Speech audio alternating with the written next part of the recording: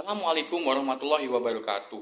Perkenalkan, nama saya Muhammad Rizky Amalia dengan nomor induk mahasiswa 202305302998 dari program studi ilmu komunikasi kelas G. Pada kesempatan kali ini saya akan membahas mengenai teori kultivasi.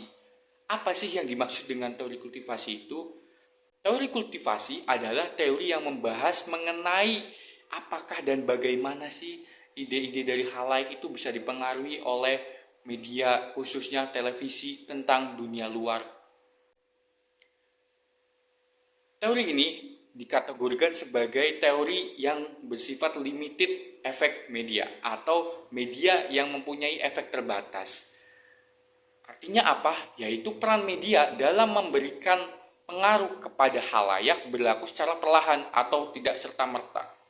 Nah, para ahli dari teori ini tuh berspekulasi bahwasanya televisi itu berefek jangka panjang atau tidak langsung.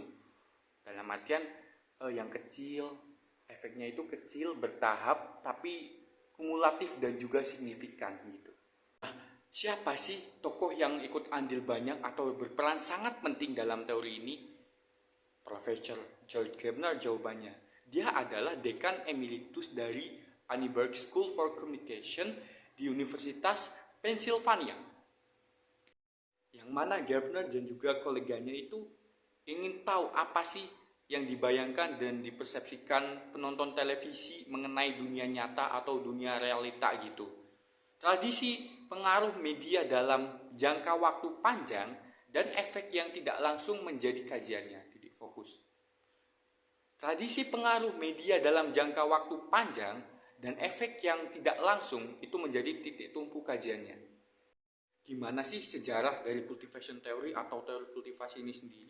Sejarahnya adalah teori ini muncul di latar belakangi oleh situasi yang terjadi di tahun 1960-an, yang mana tempatnya di negara Amerika. Pada saat itu banyak sekali tayangan-tayangan mengenai kekerasan ataupun tentang seksual, yang mana itu bisa menarik perhatian khalayak umum karena cukup tinggi tontonannya pada saat itu. Banyaknya jumlah muatan tontonan televisi pada waktu itu mendorong para orang tua, guru, dan juga pengkritis televisi itu dari dampak tayangan tersebut kepada khalayak umum, khususnya pada anak-anak.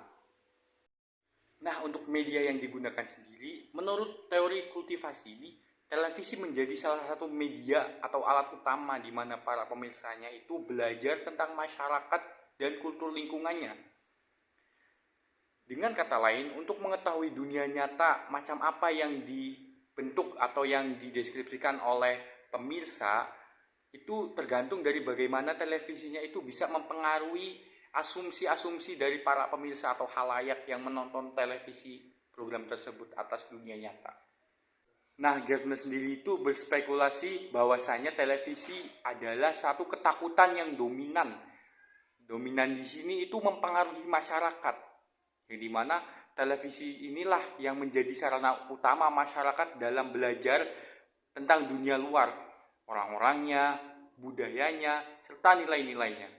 Nah, audiens dalam teori kultivasi ini bersifat pasif. Kenapa dibilang pasif?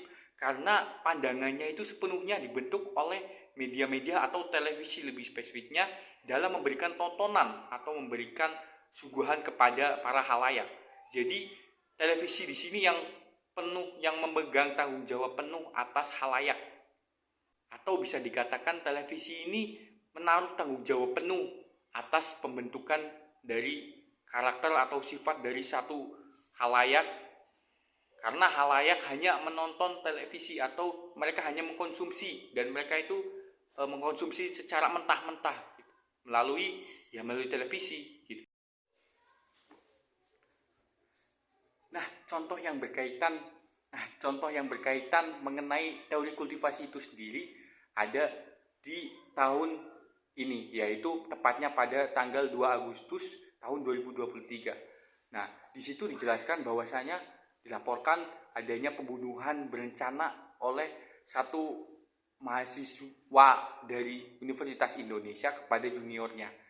Sang pelaku mengaku bahwasanya pembunuhan yang dilakukan itu terinspirasi dari serial Netflix yang bernama Narcos.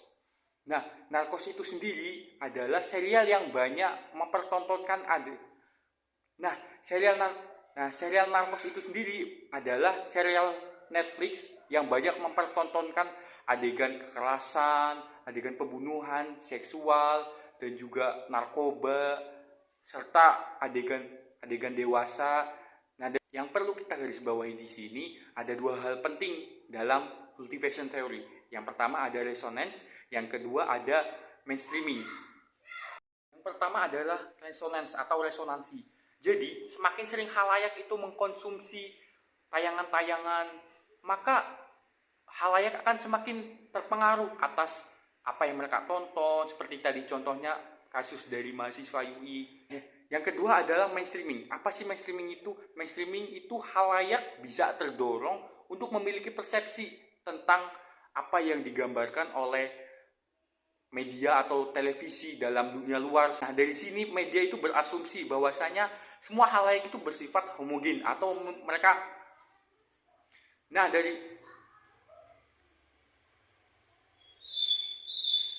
sini media itu berasumsi bahwasanya khalayak itu atau pemirsa bersifat homogen, yang mana media menganggap bahwasanya semua penonton atau semua yang mengkonsumsi tayangan-tayangannya itu adalah sama gitu. Dia memiliki kesamaan, baik itu kesamaan sifat atau kesamaan karakter, bahkan bisa jadi kesamaan dalam hal persepsi gitu.